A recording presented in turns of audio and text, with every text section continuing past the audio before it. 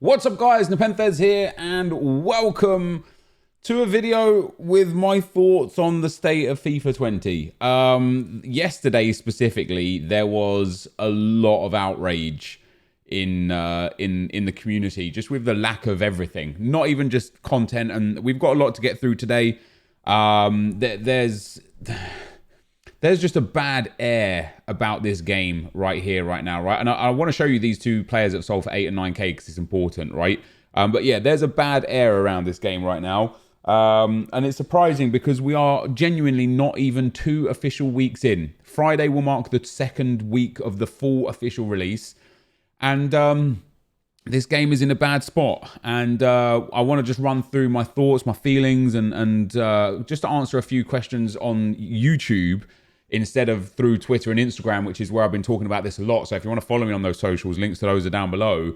But first of all, I just do want to address something. You know, I saw Corey and Zaro, and I think Joel as well, Dooners and Dragons, tweeted yesterday just about the abuse that they get. And I think it's important to make sure anything that you have to say to them is constructive and is, you know, put across in a well-mannered way, because people abusing them and sending them death threats and wishing their family ill will and stuff, like, you guys you're not helping any cause. In fact, quite the opposite. When people abuse somebody for something, no matter how big or small it is, you force them into a shell, into a retreat, and it will end up that they'll just stop even reading their Twitters and responding to anything that they do respond to, and they'll stop relaying information back, and it's not a win for anyone. So I just urge everybody in the community to just be respectful with the points that you put across to the community managers, because we need to work with them. And right now, it genuinely feels like in FIFA, it feels like there's an EA versus the community mentality, and that's just not a healthy spot to be in.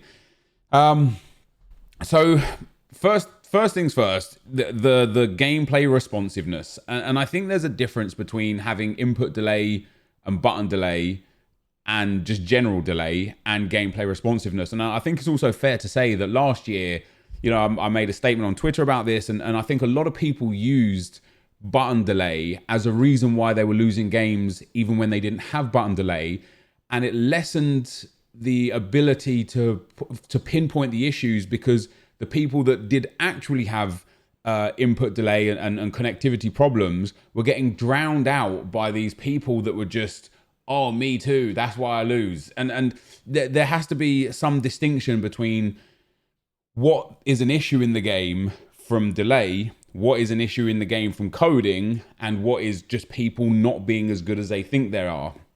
And last year, I didn't experience input delay very much at all. I played about 3,000 games of FIFA 19, and I probably experienced it in about, I don't know, maybe 50 to 100 games, right? Not at all, but I did experience it. And so I know that people's concerns were valid. And I know that some people, specifically in North and South America, specifically in the Middle East and the ANZ region, experienced a lot of delay a lot of the time.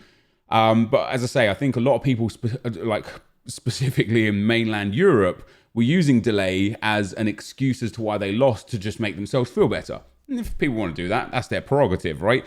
In FIFA 20, however, there is a difference, I feel, personally, and give me your thoughts and feedback in the comment section below, but there is a difference, again, between delay and unresponsive gameplay. I don't think I've experienced delay again this year, really.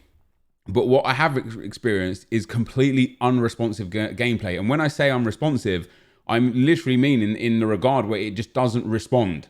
It's not delayed. It's not like I press pass and then half a second or 3/4 of a second later it gets passed. No, it just doesn't recognize or register that I've pressed the pass button, specifically the right analog stick, the right trick stick. That's where I get most of my issues with the unresponsiveness, where you would just try a trick, try a skill move, nothing.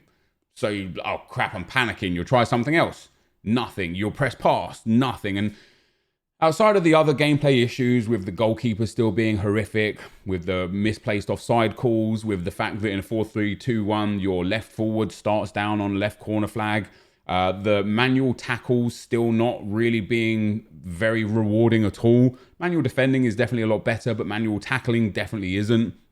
And you know, with a few other small issues here or there, auto block still being quite heavy as well. I would disagree on one depth drop back as well. I think people will come to realize quite quickly it's very easy to beat and break down. You just need to be quite wily with your tactics. Maybe I'll bring out a video on that because I've shot up from Division 5 because I was just low division when I got in on this team all the way up to almost Division 2 now in the space of like a day and a half, right? So there are gameplay issues, but there are considerably bad unresponsive issues to the point where you can tell as soon as you kick off, you can tell straight away whether or not you're in a game that is going to be a chore to play or that it's going to be a joy to play. And it's at this point, it's embarrassing how bad it is. You know, we are in 2019, we're heading into 2020. How this game can still behave in this manner with the technology that's at the fingertips of EA and just companies in general is outrageous, right? So I think first and foremost, it's important to notice and note that gameplay has to be looked upon. Gameplay responsiveness specifically, because the gameplay is the core part of the entire game. Not just FUT, but just FIFA in general. It's the core part of the game. And it doesn't matter how many shiny promos you throw out, how many new cards you put out. If the game's not fun to play, much like in FIFA 19, it's pointless getting new cards because you're going to not play with them in an area where it's just going to be boring, right? So in FIFA 19, I stopped playing the game as early as ever I have before. I started doing just objectives and playing for the sake of rewards, and even that got tedious. I didn't care, so I was just like, okay, let me just stop playing this game completely, really, because I wasn't having fun. So with that aside, you know, I think it is important to note that gameplay responsiveness is a very, very, very important thing that needs to be the priority, right? It is important that it is the priority. And right now, if it is the priority, a little line wouldn't go amiss from EA. Hey guys, and maybe they have. I know they have talked about gameplay responsiveness somewhere. I couldn't find the tweets. Maybe they've been deleted or maybe I just couldn't find them. But from an official EA account, literally from EA's official account, it should be a tweet just saying, hey guys, we understand the frustrations with gameplay responsiveness. We're working on it. We'll get back to you as soon as possible.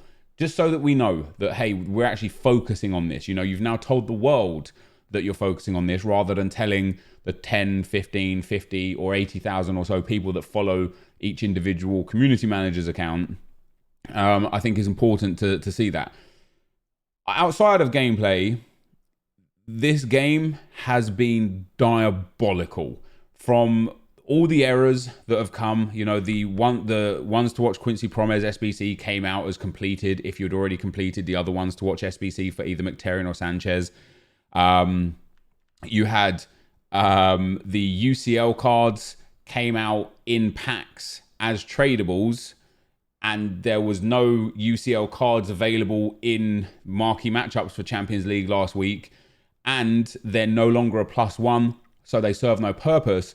But what I wanted to talk about here today, and almost to clear up a misconception about what I expect in regards to content or what is deserved toward me in regards to content. I'm just one content creator that is one voice, right? If EA don't make this game for me or for my content or for my viewers, I completely understand and respect that. And I understand as well, based on a lot of conversations with a lot of people last year, that not everything released in FIFA is catered to every person, right? Some things are released catered for casuals, some for a little bit more hardcores, some for the extreme hardcores, right? But with that being said, this year has been diabolical. And I want to explain something to you that I think people are just really not paying much attention to. And that's the fact that this game is by and large identical to last year. If you run through the tabs, the My Club tab, exactly the same, right? If anything, they've made it a little bit more difficult to manage the club because the new sort by systems, it gives you no filter or untradable. How about giving me a tradable only filter as well, right? However, rating high to low or low to high, and then value high to low and low to high. This doesn't encompass enough, in my opinion, right? Again, I need to be able to sort by not just special gold, silver and bronze. I need to be able to sort by specifically what type of special cards I need to be able to sort by player of the months and informs and ones to watches. And then even with golds, I want to be able to sort by 80 to 81s, 81s to 80. If I want to just search for my 82 rated centre mids, I can't. It's ludicrous, right? It is ludicrous, especially with how much work they did to the user interface this year. But ultimately, this area is identical. Absolutely identical, right? You then go to the store section. Again, it's identical. Packs, points, and I can't remember what was here last time.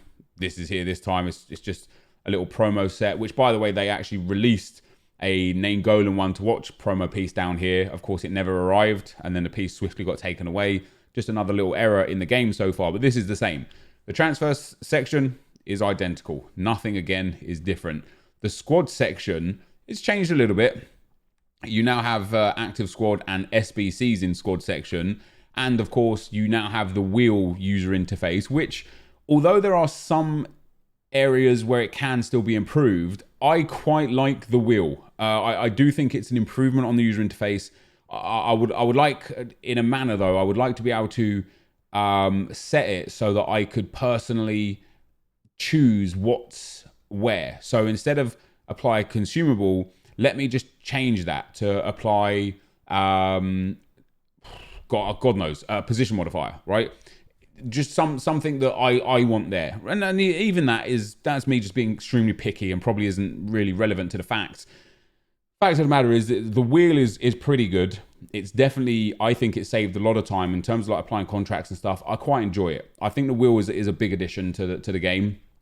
The squad building challenges section, I know that they've added the multi-swap feature, but in general, the way that you manage this now is just far more inefficient and seemingly a backwards user interface compared to the way it was before. You need to go into your club, you then need to switch to multi-swap, you then need to switch to your parameters of how you want to set it. And once you pick something and you go out of the SBC section and then back in, it doesn't remember where you were. So you can't just go back to your club and it will just give you League 2 players. No.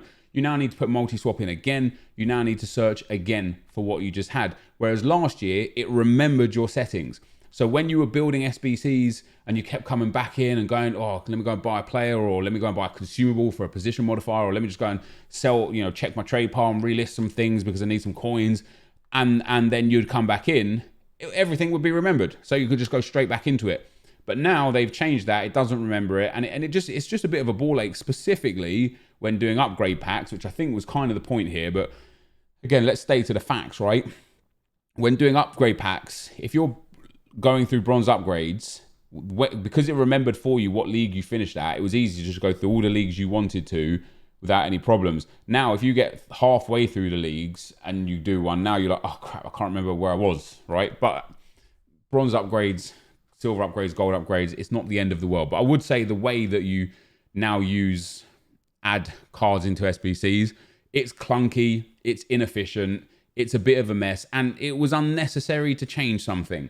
But at this point, by the time we're already halfway through the tabs, nothing's changed. We've got the new wheel, the player wheel, and that's it so far. And now SBCs are in this section instead of where they were last year, right? When you go to online, you look at division rivals, they've actually removed information here.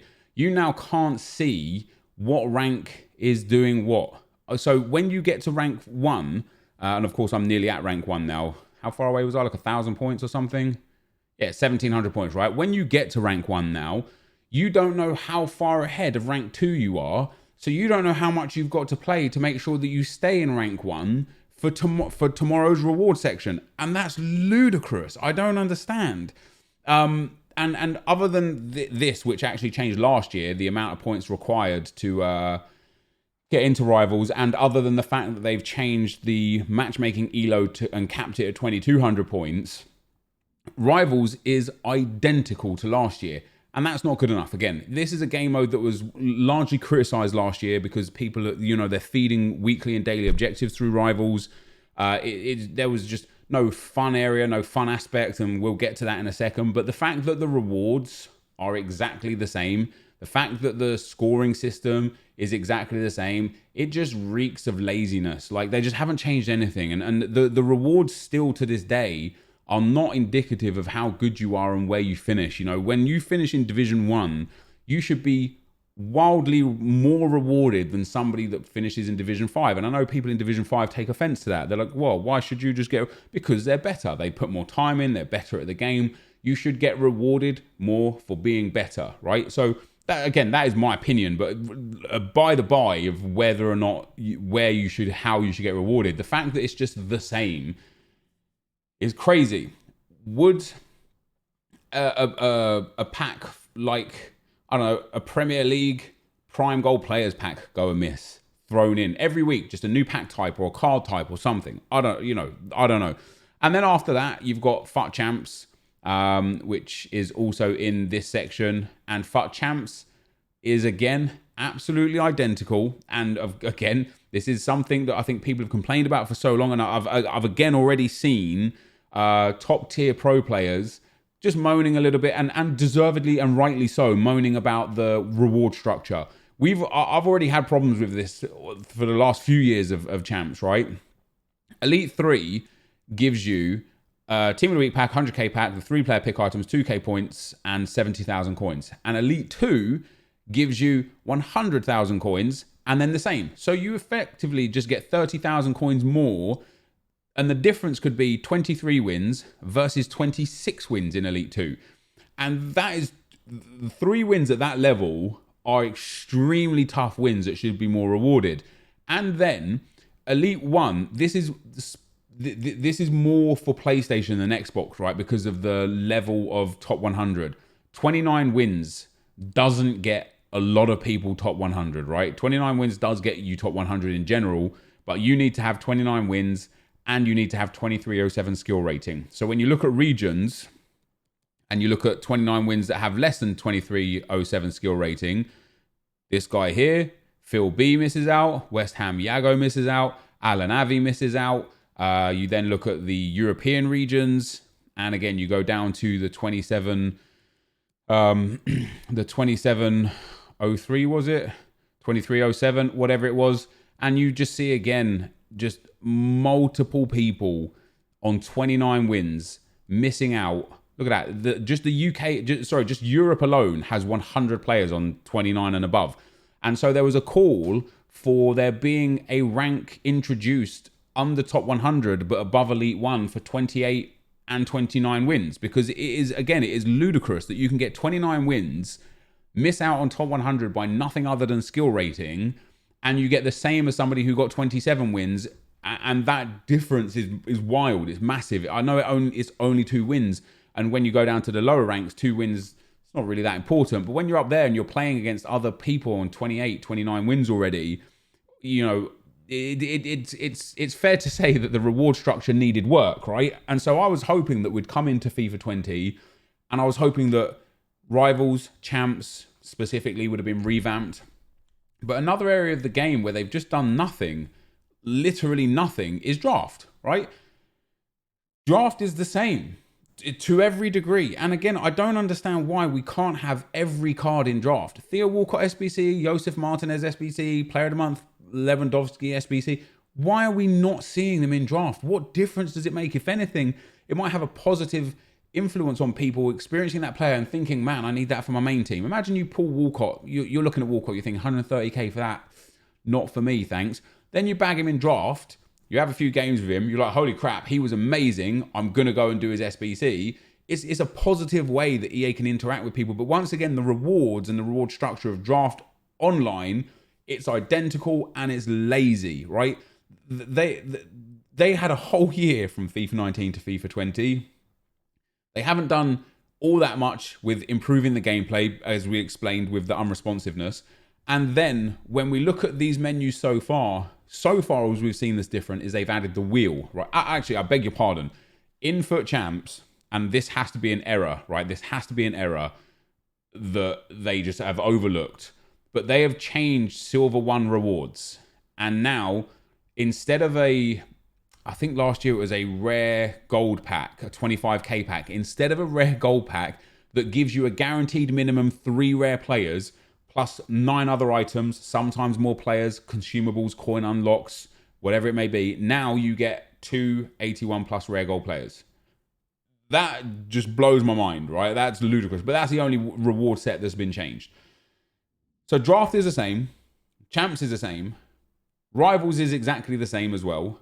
The menu systems, by and large, are the same other than the new player wheel. And we finally get to a section. Squad battles, it is the same. It has changed, but it's the same. Squad battles now, instead of EA dictating how quickly you can play the games, 4 a day, 4 a day, 4 a day, and Monday through Friday, then 12 a day, Saturday and Sunday, they've now added the team of the week into squad battles for points. And you can now refresh these as many times as you want, so you can play your games as quick as you want, and you can play more afterwards. You don't get more points for it, but you can still play them if you're trying to do objectives or if you just want to test out your team or whatever.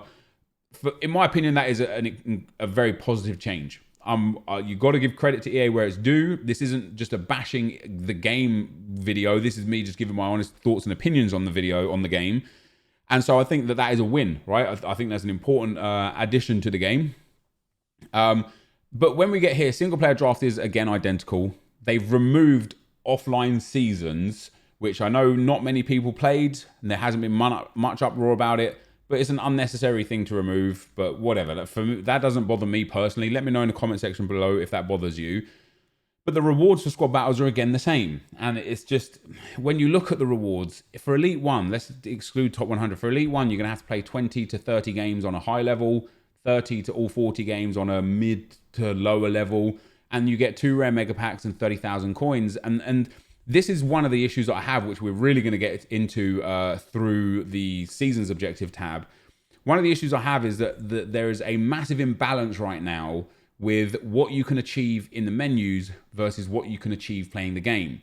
And what you can achieve in the menus is tenfold, right? If you have an hour of playing games versus an hour of grinding menus, you will have 10, 20, if you're really smart with it, 50 times the amount of coins and cards and items from grinding the menus as you do with grinding gameplay. And they have a great opportunity with season objectives and milestones to balance that so that you reward people as much for playing the game as you do for grinding the menus. And neither of those things are necessarily based on FIFA point spending either. To get people to spend FIFA points, EA just need to release promos and release cool cards and keep up that whole special packs and things like that. That in itself is enough to cause people to buy FIFA points, right? They don't need to keep people out of games to buy FIFA points. If anything, quite the contrary, right? If people are playing games and they're like, oh, if I just had a better player, I could play be a bit easier. Let me go open some packs real quick, improve my squad to get back into some games. I think it would have a positive influence on how people spend on FIFA points. I know for me personally, it sure would. On my pay to win account, I would absolutely spend more money trying to improve my squad if by improving my squad helped me get more out of actually playing the game. So squad battles, the rewards on squad battles is just not worth your time, right? It really isn't. And it takes me to season objectives, right? Now, what I want to say is this: when I talk about the lack of content here, this is where people on Twitter think that I just want SBCs every day because it helps my channel, right? Yeah, sure. Some SBCs do great on my channel, but some SBCs do terrible on my channel. I think this year alone, we've had a couple SBCs that banged really hard. That Theo Walker SBC is on nearly 300,000 views. The Ones to Watch Player Pick SBC, that's on almost 200,000 views. But there are also some SBCs that get no views, like not no views, but less views. That Promes SBC is only on 119,000 views. There was another SBC that the Marquee Matchups, another SBC set. That's only on 83,000 views. Yes, SBCs have an influence on my channel, but I'm not asking for content for a selfish monetary gain reason because I want easy videos for my channel. I want more content because I want something to do in this game. And this is my Road to Glory account, right? If you guys want to check out my Road to Glory, by the way, second channel link is down below. NepentheZ 2 or NepentheZ with a 2 instead of a Z. We upload every day at 10 p.m. And as you can see, I've played the life out of this game already. 250 games, there or thereabouts. And I'm left in a position where I have nothing to do. And we're not yet 2 weeks into the game. And that's why I think they've missed the biggest trick in this area here. And when I say I have nothing to do, guys, I've got one thing left to do on week 2 gold. I've still got 9 days to do it. I have to do the new daily objectives that have just been released.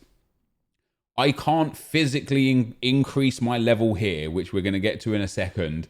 I've done all of the foundation objectives, and in milestones, these are things that will just come over time. That if the reward was something different than a goat tifo, guys, beg your pardon, a golden goat tifo, if the reward was something more creative, if it was a sick player that I could get, like if Squad Battles gave you like a Squad Battles champion player, you know, it doesn't have to be an end game player, but a mid-tier player, you know, something like, I don't know, who do I see on my timeline that's just a player in the game that would be pretty cool? Like a Gareth Bale. He's 85 rated currently. If the reward for winning 300 Squad Battles games was like an 89 rated Gareth Bale, I would just be sitting here banging out Squad Battles games because I'd want that 89 rated Gareth Bale, right? But for a Tifo, I don't care. And for packs, I don't care. You can get packs anytime, anywhere. There's a store for them. Yeah, okay, maybe you can't buy an ultimate pack. And also the packs, tradable or untradeable, they're just generally terrible value, right? We get packs on Mondays from Squad Battles. We get packs Thursdays and sometimes Tuesdays from UEFA marquee matchups and marquee matchups. We get packs Thursdays from Rivals rewards and Thursdays from Champ rewards. I don't want more packs. And I know EA are doing it on purpose because it drives that whole addicted to packs thing. Oh, you complete 100 Squad Battles wins, you get 50k pack, you pack a high player, like, damn, I want more of that. I want that immediate gratuity. Then the people go to the store and they're like, they go and buy the pack. Sorry, I used the wrong term there, but you guys get what I mean. Then they go and buy a pack from the store because they're getting given these packs. But I think it would benefit EA massively to give us more here. But the biggest issue with this section is that season objectives and friendlies, which aren't for me, I know some people like them. I just don't like them. They're pointless. They serve no real purpose. You don't really gain anything out of them. But I get the fact that they're there as a casual mode. Now, I've asked for a casual mode over the years. This isn't quite what my vision of a casual mode is.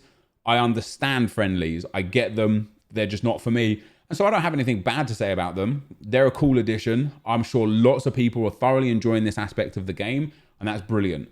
But the only 2 new things in this entire game in FIFA Ultimate Team is friendlies and season objectives. And season objectives has the potential to be the greatest thing in FIFA ever, and they are letting themselves down. We are 2 weeks into the game, and most people that even semi-casually play this have done almost everything that there is available to do. And I don't understand. You see that One to Watch Ndombele that came out where you had to complete the objectives? Give us more of that, right? Give us cards 1 or 2 a week to grind towards. Give us more milestones that... Now we have card types in the game. We have bronze, silver, gold. You can even break it down further to bronze, common, bronze, rare, silver, common, silver, rare, etc. We have informs, icons, ones to watch, and flashback cards. They're all the card types currently in the game, right? Why do we have no milestones for these card types? Why is there not a milestone that says win 100 games with a ones to watch in your starting lineup?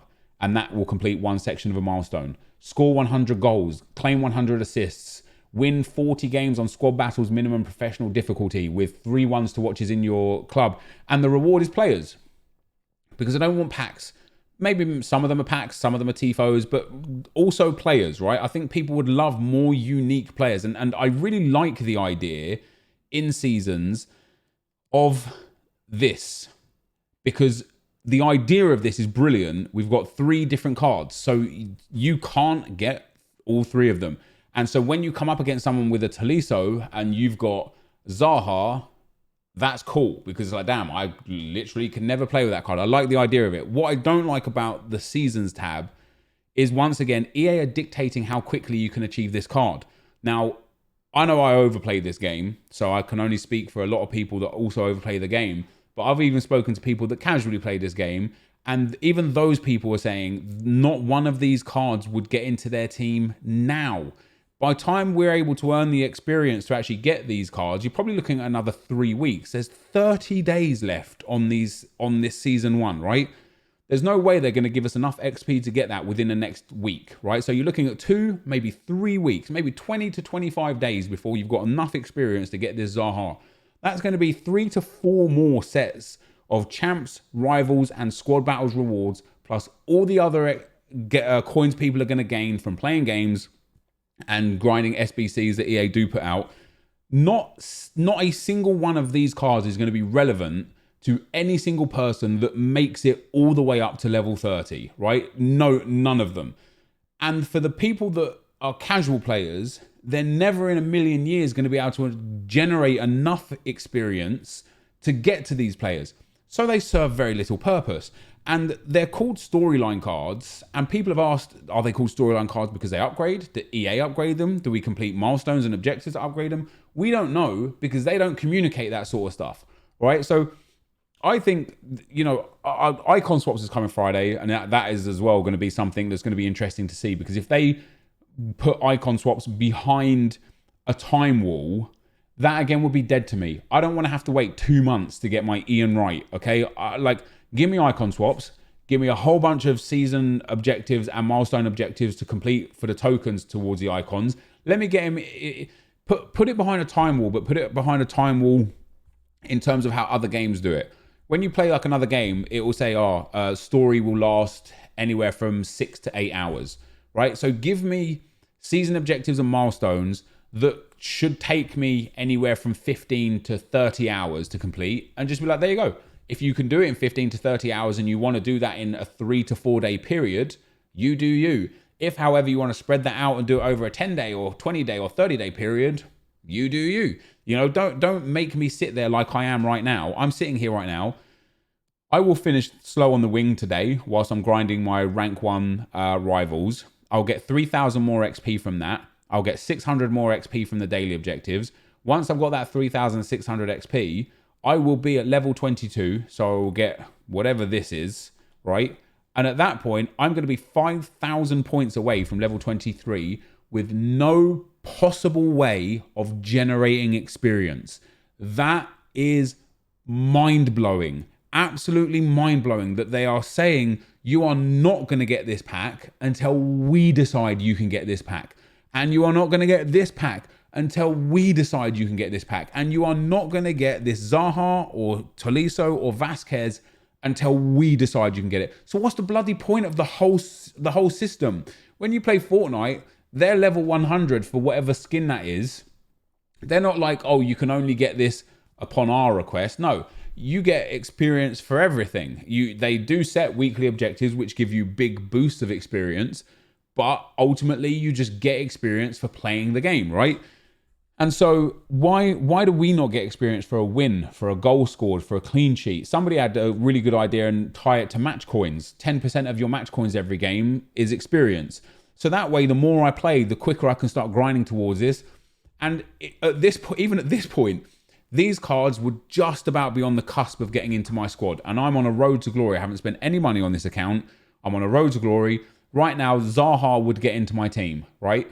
Tolisso probably wouldn't because I just don't have the facilities to put him into a Bundesliga team. And Vasquez probably wouldn't as well. It is a good card, but I already have Pepe and Walcott, right? Now, if I'm only getting those cards or one of those cards in another 2 to 3 weeks, think of what my team's going to look like after another 3 weeks of rewards and such. They have a chance here to give us, and what I think they should do is be giving us things that are overbearing. So casuals can work towards them as slow as they like or as quick as they like. But people that grind this game, that put in the time, the hours and the effort into this game, get rewarded for it. And it comes back to that whole gameplay versus menu balance. Right now, I can sit here and grind the menus for another 10 hours and I can make maybe 1 million coins, maybe 500,000 coins, maybe 200,000 coins. But I will make coins until I'm blue in the face, right? In fact, from these items sold, I would argue that some of these are bronze because I grind bronze pack method. There you go. We've got a bronze guy there. The Liverpool player sold for 4,400.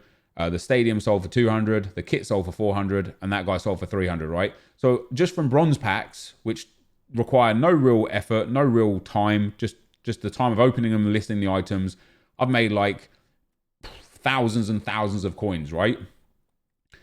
Now, if I can sit here and spend 5 to 8 hours or 10 hours in menus and make hundreds of thousands, if not millions of coins, why can't I just go and get this Zaha? Because again, it comes to the balance. I want to be as rewarded for playing the game as I am for playing the menus, and EA are just way off on that mark. And it saddens me that when I ask for content, I'm not saying give me an SBC, give me another player SBC, or give me a new shiny card. I want something to grind towards. And I know I am not in a minority in the sense of I want something to grind towards. I know I'm in a minority of how much I play and how much I grind. But wouldn't it be cool if there was just 3 or 4 players in season objectives that you could work towards, like the Ndombele? Is it still there? No, it's gone. So like the Ndombele, if there were 3 or 4 cards there right now for me to work towards, I saw some cool concepts on Twitter. I had some ideas of it myself as well, and imagine like player of the month. So let's assume Aubameyang wins player of the month on Friday, and he's, I don't know, like 91 rated. Whoever was second in the voting, give them an almost one card. A little bit of a different design, some season objectives to complete them, not quite as big a boost. Boom. Work towards it, grind towards it. And milestones, there needs to be more. There needs to be milestones for draft, then online and offline. There needs to be milestones for every aspect of the game, for the transfer market, for packs, for goals scored, clean sheets, assists, headers, volleys, the lot. I don't understand why EA are so withdrawn in what they're giving to us, to the point where people are craving anything, and then when they do give us something, it's a horrendous SBC that promotes no value for money with this strong start crap. Like the SBC, the fact that you require 2 Juventus players and 2 Liverpool players, right? As I showed you at the start, Juventus players are up at 8,000 coins already, right? And so to do this section here, two Juve players, right? It's going to cost you 16,000 coins in Juventus players alone, let alone whatever else it costs you for a small prime gold players pack. Not good value. Premier League here, Liverpool players are up at like 6k right now. So it's going to cost you 15 to 20k to complete this section for a premium election players pack. And then you get a rare gold pack for it. And it blows my mind, man. It blows my mind that this is what they're giving us. This is what they're giving us. An SBC for some packs. And I've already made the argument that you can just get packs anywhere, anytime you want, right? I don't want to constantly be running SBCs for packs. I want to be running gameplay objectives for something, whether that's packs or cards or tifos or balls. That's not my idea of fun. But as long as it was working towards a greater objective, I'll be fine with that. But I think this game needs that. Like, see Team of the Week. I know I said see Team of the Week now 3 times in a row. Let's go to Team of the Week, right? EA could quite comfortably take any one of these players, or a player that didn't quite make it to Team of the Week. David Luiz, Pablo Sarabia, Eden Hazard, N'Golo Kante. Probably not those 2, but Sarabia or David Luiz, for example. And again, just go to season objectives and put Team of the Week here and be like, complete these objectives to earn the 24th man. And it's a Team of the Week David Luiz, or a Team of the Week Sarabia, or a player pick pack of 5 guys that missed out on a Team of the Week, and you get to choose which one you want. And it gives you objectives to do it. Score 20 goals in Rivals or Champs with an informed player. Get 15 assists in Rivals or Champs with an informed player. Beat the Team of the Week challenge on minimum semi-professional difficulty, and score 8 goals in draft with an informed player. And you get yourself an informed player. Why do we not have these available to us? I don't know. I don't know. That's where I'm going to end the video today, guys. I'm not enjoying myself on this game. I'm really not, because because I've got nothing to do. That's why I'm not enjoying myself on this game. I love the idea of season objectives and milestones, and they are a resource that can be the absolute best thing in FIFA ever, standard. Just that's it. They could just be the best thing in FIFA, right? The fact that EA are neglecting this area, one of the only 2 new areas of the entire bloody game mode. This is why I wanted to go through those menus at the start. Everything in FIFA is exactly the same as it was last year, except for season objectives, milestones, and friendlies. Friendlies I can't really do much with. It is what it is. As I said, it's not for me. So this being the only brand new area of the game that is live content, and they have done nothing with it for days and days and days, blows my mind. Thank you guys for watching. Hopefully you enjoyed this video. I'll be very interested to hear what you guys have to say in the comment section below. And I'll see you next time. I'm out. Peace.